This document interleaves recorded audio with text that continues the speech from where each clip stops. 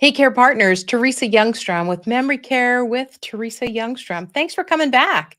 So exciting to be sharing information with you. I'm a seasoned registered nurse and dementia specialist, but I didn't know as much as I thought I did. And really, it was a school of hard knocks in the beginning. So I hope you'll stick around, share this information, find more information in my podcast that will be helpful to you and your community, your private duty company, and feel free to share it with those companies.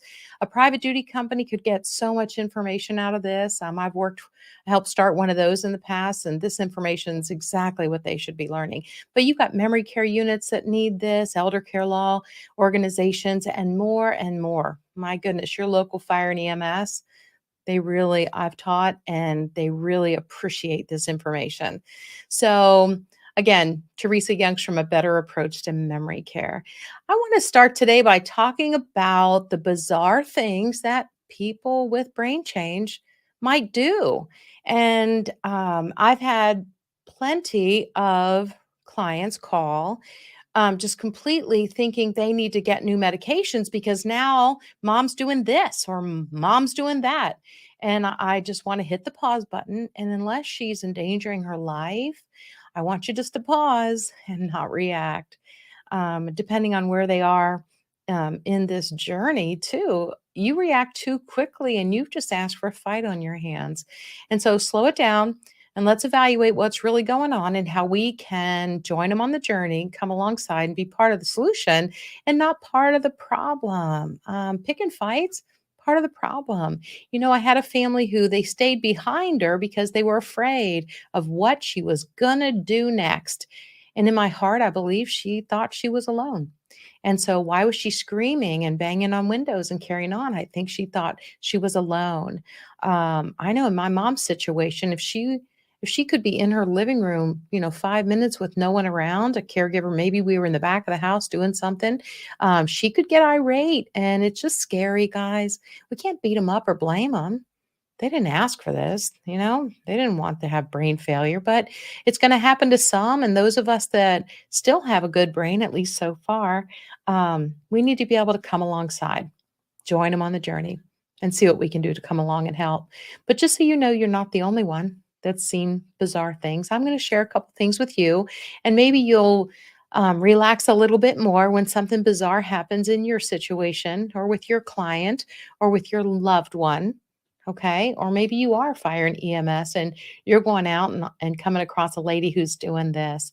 So I'll never forget going into a home once, and this poor woman, she had been left in her disease for quite some time. And I think there were no close relatives, but some distant relatives who were at least bringing her food and making sure her needs were being cared for, but they really had no idea what to do with her and what she did on a regular basis. And so picture this, walk in. Of course, there's lots of clutter because frequently these individuals lose the ability to stay organized, put things away, sequence things.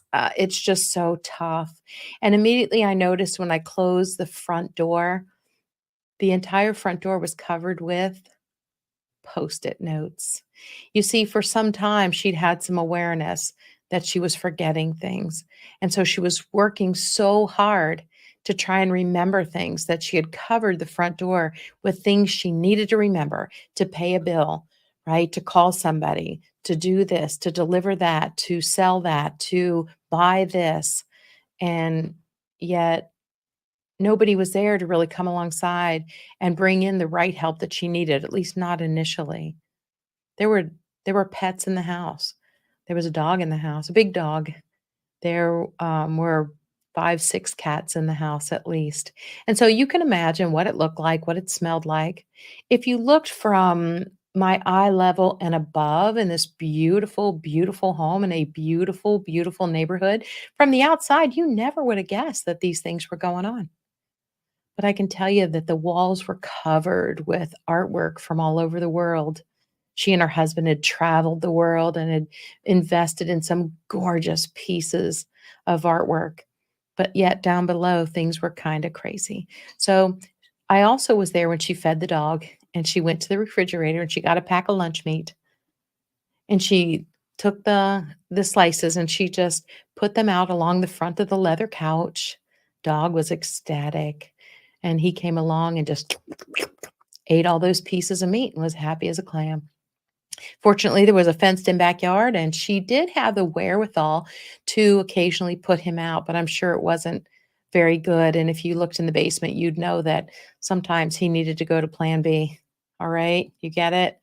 All right. So another thing that I saw once in a community was a gentleman with Lewy body, and his family had made the decision to place him there. I didn't know about it prior to, but it was a newer community, a newer memory care. And I think they didn't really know what to do with him being so young. Lewy body can strike when you're much younger, and you can be on or you can be off, but then you can do very bizarre things and you might even be suicidal. Um, and this gentleman had stacked up the furniture. The windows were up high in this unit. It was beautiful, but the caregivers were all new and they didn't really understand the disease as well as I do. And I thought I understood it early on too. And let me tell you, I'm still on an adventure learning. We'll never understand it all. We don't. We do not understand dementia. We know there's more than 120 diagnoses that can give you symptoms, but there's a lot to learn to take it all in. But I can tell you, this gentleman thought that he was held captive. And so, in his mind, what did he need to do? He needed to get the heck out of there. And so, what did he do? He started stacking up the furniture. He pushed the dresser under a window that was up tall. He took a bedside table and put it on top of there. He took a chair and stationed it on top of the bedside table in a way that he could get on top of. And in his mind, it was the only way to survive. He was in survival mode, guys. His brain felt like he was being threatened and attacked. And so in his mind, his limbic system, fight, fright, flight, freeze, his limbic system was, I got to get the heck out of here. And that was his goal. And so they found him on top of that stack of furniture and all. And needless to say, they realized that they couldn't handle him there. And that's when the family called me and said, now what do we do? And so we had a new conversation, had to come up with a new plan on how to love him through this with people who had more experience on caring for him. And so it is important that when you go to a community to go in, to smell things, to listen to things, visit on off hours, okay? Visit when it's not really visiting hours and see what you hear, see what you see, how much help, how are they interacting with their residents? No one should be yelled at, okay? Um, that's just not how we respond to this disease. Okay, something else. Let's see. Oh, packing your bags. So we see this a lot, even though they're still in their own home. Sometimes they pack their bags once they've moved into a community because they do want to go home and they're packing their bags. But frequently, they don't recognize their own home as their home. That's just the disease, guys, okay?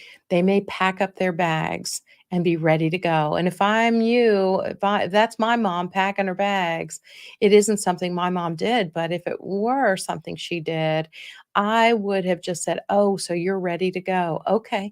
Well, thanks for letting me know. Hey, hey, hey, you know what? I was thinking maybe we'd bake that apple pie. I know it's frozen, but you know what? Bake that apple pie tonight for you and I. Let's go see if we can find it in the freezer. And I'm going to ask her to come help me do anything to take her away from that worry, to take her away from packing those bags.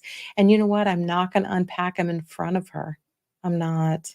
I'm going to wait until she's either asleep or maybe there's someone else who's helping you. And by then, sounds like you should have someone else helping you.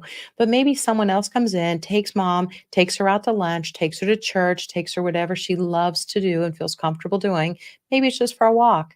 And you unpack those bags and put them away. And then we go on. But I don't see any reason to call the doctor at that point. Um, you might have a reason to call it, you know, someone who's going to help you. Maybe it's time if you do need to go to a community, maybe it's time for that next step. But I don't see any reason to add medication at this point in time. I had a woman who did move into a community. It was an all memory care building, and she looked Good. She had frontotemporal. Those folks can look good. Their mouths get them in trouble frequently, but she was still very, tuned in to her appearance and her hair, and she was in her 80s, and let me tell you, she wanted her makeup on, she wanted her lipstick on, she wanted her hair done right, and, she still did dress appropriately, which was so interesting, but she had an awareness that she was quite afraid in this new place, and the thing was, in this community, people didn't knock to come in, they just came in, and that made her feel threatened and stressed, and so her limbic system said, "No, no, no, no." I, am gonna protect myself, and so she did go in her room, and you couldn't lock the door, but she blocked the door with lots of furniture, and, of course, that upset them, and, when they kinda chastised her, she didn't see any other thing to do but pull the fire alarm to get that next level of help.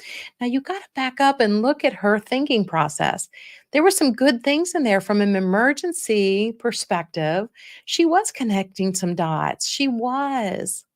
It wasn't the dots they wanted, but obviously they didn't know how to come alongside, join her on her journey, put her fears down, and redirect her to something else. Maybe engage her in something that she loved. Find out from the family what she loves. And can we, engage her in that direction? Maybe she needed caregivers to transition her into that community. Maybe if we had some familiar people moving in with her initially and staying, her caregivers from home that she loved, and then we ease them out once she acclimates and learns the new routines and learns what's where the dining room is, and things like that. But I think what got us in trouble really was that she looked so good, yet she was much sicker in her brain than she really looked. And so they put her on a unit that was above where she needed to be. So that was kind of what happened there. Um, we sometimes have individuals who will put several layers of outfits on and not feel like they ever have to take a shower. You know, the hygiene thing is usually an issue. So if they're in a good routine of showering or washing up in the morning or washing up before bed, boy, hang on to that. I would maintain those routines as long as you can. But sometimes we're seeing individuals who are layering up because they are, yes, cold. They're cold. And those of you who want the thermostat low to save money, well, I would say when our when our loved ones are going through a season late in the disease and you can't just use any logic or rational thought, it isn't the time to turn down the thermostat, okay? Let's keep the thermostat up. I was in a home the other day, it was set at 70 and this lady was so irritable. And so I asked the family, do a test. Put it up between 75 and 80 this week and just see if she has any improvement in her attitude. I mean, she was about this big around. And so I think that that would be a game changer for them. You never know. I had someone who would put their food from their plate into their drink, whether it was milk, water, whatever. But you don't want to stop that. That's not right. Don't waste that milk. Okay, wrong answer. What do we want to do? How can we come alongside and love them there? Well, I'm going to come to the table and I'm going to make sure I'm in front of them so they see me. I'm going to greet them, introduce myself, give them a compliment, sit down. If it's your family member, you don't need to be quite as structured in your greeting because there is that familiarity. But I don't swoop in and correct things. Goodness gracious, what are you doing? We don't do that. Okay, wrong answer. That's going to get the dukes up. That's going to fire them up. They're going to get defensive, right? Listen, if they knew it was bizarre or wrong to put their meatballs in their glass of milk, they wouldn't have done it. But in their mind, in that moment, it made sense for some reason. Can you and I understand that? No. Do we need to medicate it? I don't think so. I don't think anyone was harmed by it. She wasn't, leaving the property unattended or, sneaking out or, harming somebody or harming herself. And so I just want to hit the pause button and sit down with her. And this happened once with my mom. Well, happened several times, honestly. And I would say, oh my goodness, mama, I've given you a dirty glass. What was I thinking? And you know what I would do, guys, is make it my fault. Make it my fault, and in her mind, she was always right. Never wrong. She had that anosognosia, that inability to see her disease. And so she thought she was right all the time anyway. So if I'd have chastised her about that or corrected her, it wouldn't have gone well. It has somehow come back on me. And I just want to advise you, if that's your loved one, they don't see their disease, they don't have that awareness that they're sick, but they're making mistakes, blame it on yourself. I would say, "Oh my word, I've given you a dirty cup. What in the world was I thinking?" And I would show it to her. I don't race in and grab things and, rip things out of their hands, whatever, and replace it and give her a clean cup. But in my mom's case, her field of vision was really narrowing. And so I was able to put that glass when I was with her out of her field of view. And then she was less likely to then put her food in the cup. I don't know. I still to this day wouldn't know why she did those things. That was something I'll have to ask her when I get up there in heaven with her. But for right now, who knows? And and so we would just take the cup and sit a little further out of her field of vision and then offer it to her every few bites. So that might work for you. It might not work for you. All I want to say is hang in there and keep working with them and keep trying things. Um, Let's see. Oh, reusing the dirty briefs. That's a real common one. So you might have individuals after they do agree to wear the briefs, which can be hard. There have incontinence is a real common problem we see with brain failures.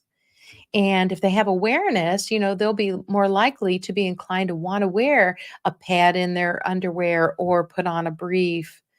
But if they don't have awareness and it's all your fault and, they're always the victim, it may take, we've had to, for some individuals, put briefs in the drawer because the laundry didn't get done again. Daggone, it's all my fault. I didn't get to that laundry today. I had so much work to do. I'm so sorry. I'll get it done tomorrow. But for tonight, we're just going to wear a brief tonight, and then tomorrow we'll get the underpants washed and back in here.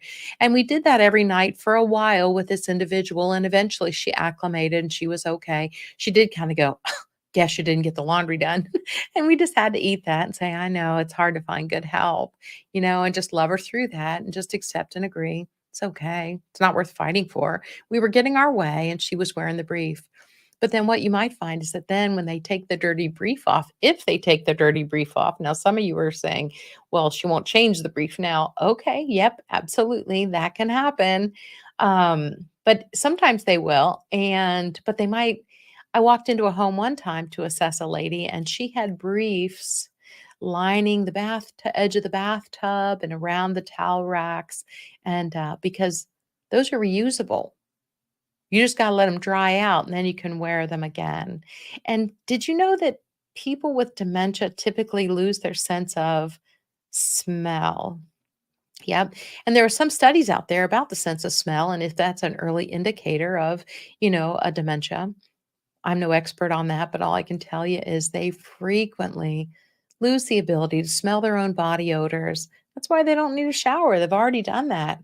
And they don't recognize that their brief is dirty or wet, or that those clothes are smelly from last night. They will put on the same clothes. I frequently am instructing caregivers to come in and be able to put out clean clothes and take the dirty clothes before they've changed their clothes if they can. And there are times when some individuals, they only want to wear that same outfit. Well, if you can go find 5 more pants like that and tops like that, who cares? I'm going to have them wear the same outfit. Let them think they're wearing the same outfit all the time. Just let them know you washed it up for them and here it is ready to go. And so, but re-wearing briefs can be a real problem and you don't want them to do that. I'm so sorry. Um, let's see, what else was I going to tell you about? Um, Yeah, so there was, another woman who, for some reason, the family called and said, "You're not gonna believe what she's doing. This is so bizarre." And, I'm thinking, "I'll probably believe what she's doing." Guys, the list just keeps getting longer, and wait till you read my book and find out even more examples of bizarre things, and some of these things we're talking about will definitely be in there. But There was a woman, and after she used the potty in the bathroom, she was good about that, was great, and you could remind her to wash her hands, and she would. She was really great about that. But for some reason, she was inclined to take the toilet paper and tear it off into squares and then line the perimeter of the bathroom with it in her mind. And the family was just beside themselves with, "What is she doing? We need to call the doctor." Well, guys, let me just step back and say, what could the doctor do for that? Anybody? Any ideas? If we nail her with another medication, is it going to make her walk more safely? Is it going to make her transfer more safely, getting up from the bed to go to bed, sorry, the bed to go up with her walker, or transferring to her wheelchair to pedal around, or just to her easy chair sitting next to her bed? Is any of that going to be safer because now we've added this additional, or we've just doubled the doses or something? Is any of that going to be safer? Is it going to make her think more clearly or use better word choices? Be more patient with me? I think the answers are usually no. So can you just go around that bathroom, scoop up those squares, and make 2 points, and life goes on? That's really what I'm hoping we can do. I'm hoping by sharing these bizarre stories, a few of them, this is just the scratch on the scratch, and just some things that we did to come alongside, that maybe it'll help you understand that this is brain failure. It's brain failure, and it's very bizarre, and it's different for everybody. You cannot do A plus B equals C when you're caring for these individuals. It doesn't work. It doesn't work at all. They're all different. The best thing you can do is come alongside and figure out what she likes and figure out what he doesn't like. And then let's cater the care to come alongside. Let's think about their nutrition. Let's think about, better nutrition. Let's think about if they're having trouble swallowing at this point. Do we need to cut up the food out of their sight? Or maybe we switch to soft food in our preparation. How about that? Is that going to help them not choke, cough, things like that? We got to think about those things when we're coming alongside. And just, how can we love them through this and make adjustments to serve them on this journey? They're all different. Some are going to have trouble ambulating, walking, and we're going to start to experience falls. Some are going to bang on the windows and disturb everything. Why are they doing that? Can we be a great detective? You've heard me say it before. We have to learn to be a great detective when it doesn't make sense. Not coming in finger wagging. Don't you do that. Don't you say those mean words. I'll tell you. Don't you act like that with me. I'm here giving my time. Oh, guys, wow. What's it all about? What have I told you before? It's all about the relationship with you and this person, whether you are the caregiver, whether you are the daughter, the son, the parent, okay? Whether you are the spouse, whether you're the neighbor. If you're in a position to care for someone, it's all about the relationship, and it's not time to finger wag them down or raise your voice or correct.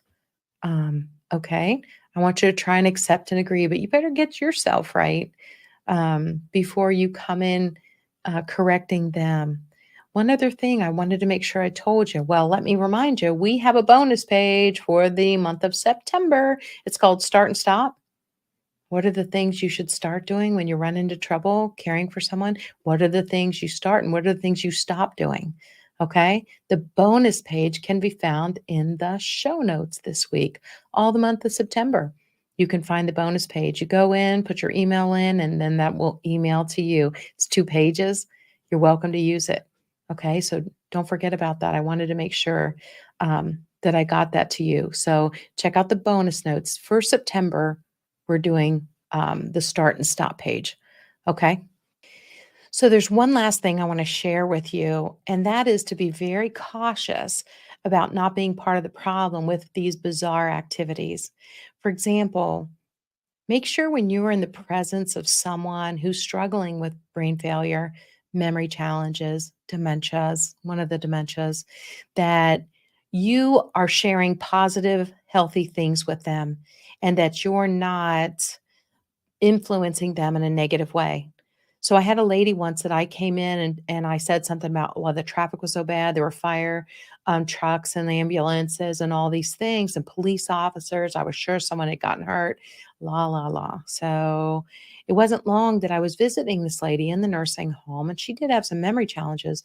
I guess I didn't realize how significant, but it wasn't long till her caregiver came in, and then she's sharing that with the caregiver that there are police everywhere. And I put that fear right into her. Can you see that? And so we have to be so cautious. And that's why we usually are concerned about what are they listening to? What are they watching? Are they watching scary shows or are they watching the news all the time? And is there a way we can redirect that? Because I got news for you, that stuff will become a part of them. And the paranoia and suspicion, if that's part of their symptoms, it's only going to get worse, guys, because it will become a part of them. And so I just want to warn you about that. We need to love these people as best we can and try and be part of the solution, not the part of the problem.